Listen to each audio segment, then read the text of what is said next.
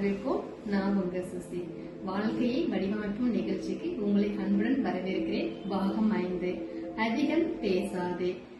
ஒவ்வொருவரும் தாம் பேசும்போது நிதானித்து தேவைக்கு இடமறிந்து ஆளறிந்து பேசினால் வாழ்வில் உயரலாம் என இறைவன் ஞானவெளி மெய்பிரான் ஞான சித்தர் அவர்கள் கூறும் வழியினை அனைவரும் இணைந்து கேட்போம். வாருங்கள். வாழ்வோம் வாழ்விப்போம். வாழ்வோம் வாழ்விப்போம். அன்பிற்குரியவர்களே, வாழ்க்கையில நிறைய பேரை சந்திக்கிறோம். ஒவ்வொருத்தனும் ஒவ்வொரு விதமா இருக்கிறான். இப்படிதான் அப்படிதான்னு பட்டியல் போடவே முடியாது. ஏன்னா சிலவன் வாயை திறந்தா பக்கத்தில் இருக்க முடியாது. சிலவனை பார்த்த உடனே நாம அலறிட்டு ஓடுவோம். ஏன்னா அறுத்துருவான்னு பயம். நீ பார்த்திருப்பீங்க, பேசியே கொல்லக்கூடியவர்களும் இருப்பாங்க, பேசாமலே கொள்றவனும் இருப்பாங்க.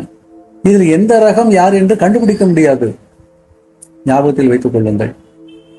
பேசுகிற பொழுது என்ன உண்டாகும் என்றால் அவனுடைய உண்மைத்தன்மை வெளிப்படும். உள்ளத்தில் என்ன இருக்கிறதோ அதுதான் வாய் வார்த்தைகளாக வரும். எனவே ஒருவனை நீங்கள் அடையாளம் காண வேண்டும் என்றால் உருவத்தை பார்த்து பிரயோஜனம் அல்ல, முகத்தை பார்த்து கூட பிரயோஜனம் அல்ல, கண்ணை உற்று பார்த்து கூட பயன் இல்லை. அவன் வாய் திறந்து உதிர்க்கின்ற வார்த்தைகளை பார்க்க வேண்டும். அந்த வார்த்தைகள் தான் அவனுடைய மிச்சமாகவும் எச்சமாகவும் இருக்கும். வாய் வார்த்தைகள் அவனுடைய வாழ்க்கையின் பாதையை காட்டும். எனவே வார்த்தைகளை கவனிக்கும் போது ஒருவனை பற்றிய நிதானம் நமக்கு கிடைக்கும். எனவே நாம் அடுத்தவர்களை எப்படி கவனிக்கின்றோமோ அதே போல் நம்மளையும் அவர்கள் கவனிப்பார்கள் அல்லவா? எனவே நாமும் நம் வாய் வார்த்தைகளில் அதிக அக்கறை செலுத்த வேண்டும். நிறைய பேச வேண்டும் என்று எண்ணிவிட்டோம் என்றால் பேச்சின் இடையில் தவறும் தப்பும் பொய்யும் ஊடுருவிடும். உண்மை என்பது குறைவாக இருக்கும். ஒரு வரியில் உண்மையை சொல்லலாம், பல வழிகளில் பொய்யை சொல்லலாம். எனவே விரித்து சொல்ல வேண்டும், விவரமாய் சொல்ல வேண்டும்.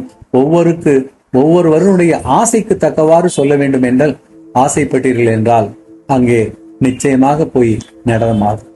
எனவே அதிகம் பேச நினைக்காதே. பொய் இடையில் ஊடுருவிவிட வாய்ப்புண்டு. நிதானித்து அளந்து தேவைக்கு இடமறிந்து ஆளறிந்து பேசுங்கள். வாழ்க்கை உயரும். வாழ்வோம் வாழ்வோம்.